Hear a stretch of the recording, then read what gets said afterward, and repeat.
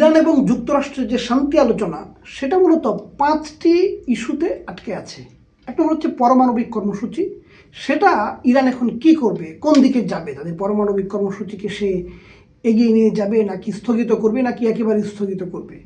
Hormuz প্রণালী খুলে দেওয়া এবং অবরোধের যে বিষয়টা সেটি প্রসঙ্গ। ইরান বলছে যে হরমুজ প্রণালী আমরা উন্মুক্ত করে দিব তখনই যখন যুক্তরাষ্ট্র তার অবরোধ প্রত্যাহার করে নেবে।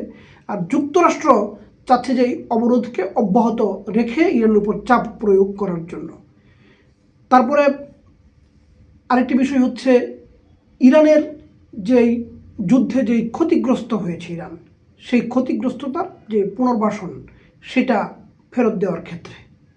এরপর যুক্তরাষ্ট্র আবার নতুন করে ইরানে কোনো হামলা করবে না, এটার একেবারে পূর্ণাঙ্গ প্রতিশ্রুতি। এই বিষয়টার উপরও এই আলোচনা আটকে আছে।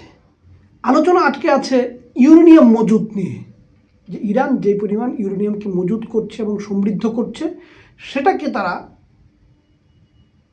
কতটুকু তারা করবে এবং করতে পারবে না, এবং সেটাকে আমেরিকা নিজেরা নিয়ন্ত্রণ করতে চায়। তো এই বিষয়গুলো যদি সমাধানের দিকে এগোয় তাহলে আজকে ইরানের পররাষ্ট্রমন্ত্রী উনি পাকিস্তানে গিয়েছেন, এবং যদি ইতিবাচক হয় তাহলে আমেরিকার প্রতিনিধি দলও পাকিস্তানে আসতে পারে এবং আলোচনা করে সেটাকে সমাধানের দিকে যেতে পারে। ইতিমধ্যে ওমানে ইরান ওমান এই বিষয়গুলো নিয়ে বৈঠক হয়েছে। তো সব মিলে আশা করা যাচ্ছে যুদ্ধ হয়তো ভয়াবহ দিকে যাবে না, কিন্তু এটি তেল নিয়ে যে অস্থিরতা তৈরি করে সারা বিশ্বকে বিপাকে ফেলার মতো যে পরিস্থিতি সেটি তৈরি করে ফেলবে যদি আশু সমাধান না হয়।